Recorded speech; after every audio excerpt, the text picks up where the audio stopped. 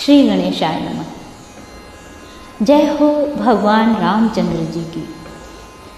अध्यात्म रामायण उत्तरकांड पंचमः सर्गः हिंदी अनुवाद।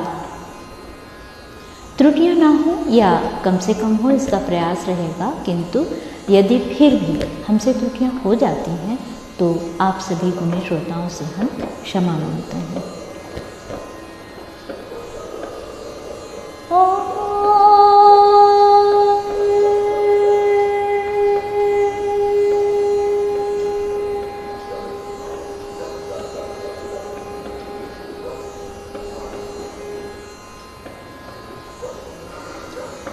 पंचमः सर्गः राम गीता।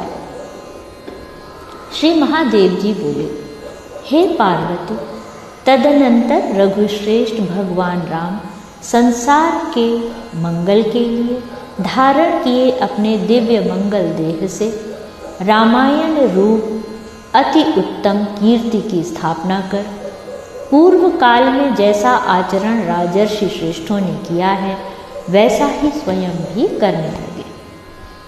श्लोक 1।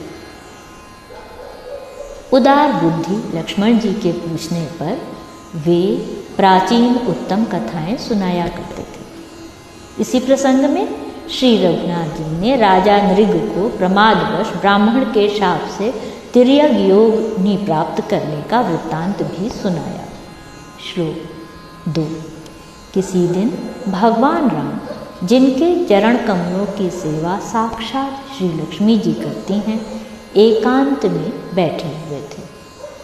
उस समय शुद्ध विचार वाले लक्ष्मण जी ने उनके पास जा उन्हें भक्तिपूर्वक प्रणाम कर अति विनम्र भाव से कहा, हे महामते, आप शुद्ध ज्ञान स्वरूप समस्त देहधारियों के आत्मा, सबके स्वामी और स्वरूप से निराकार हैं।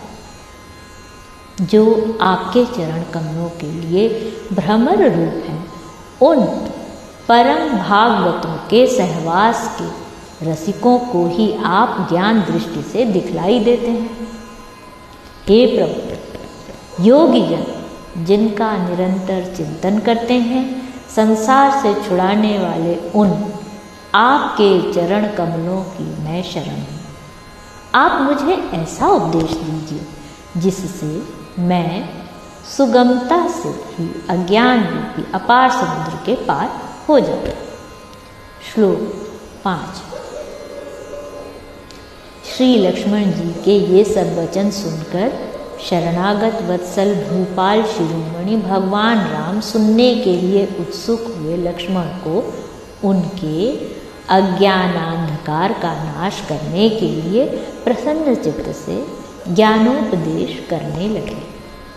श्लोक 6।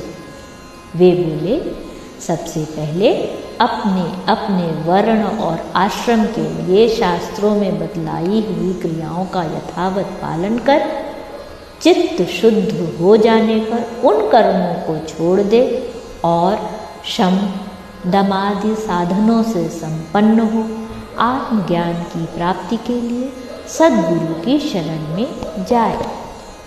श्लोक 7। कर्म देहांतर की प्राप्ति के लिए ही स्वीकार किए गए हैं, क्योंकि उनमें प्रेम रखने वाले पुरुषों से इष्ट अनिष्ट दोनों ही प्रकार की क्रियाएं होती हैं। उनसे धर्म और अधर्म दोनों ही की प्राप्ति होती है और उनके कारण शरीर प्राप्त होता है, जिससे फिर कर्म होते हैं। इसी प्रकार यह संसार चक्र के समान चलता रहता है। श्लोक 8। संसार का मूल कारण अज्ञान ही है और इन अर्थात शास्त्रीय विधि वाक्यों में उस अर्थात अज्ञान का नाश ही संसार से मुक्त होने का उपाय बतलाया गया है। अज्ञान का नाश करने में ज्ञान ही समर्थ है, सकाम कर्म नहीं, क्योंकि उस अज्ञान से उत्पन्न होने वाला कर्म उसका विरोधी नहीं हो सकता है। श्लोक 9। सकाम कर्म द्वारा अज्ञान का नाश अथवा राग का क्षय नहीं हो सकता, बल्कि उससे दूसरे सदोष कर्म की उत्पत्ति होती है। उससे पुनः संसार की प्राप्ति होना अनिवार्य है। इसलिए बुद्धिमान को ज्ञान विचार में ही तत्पर होना चाहिए। श्लोक 10।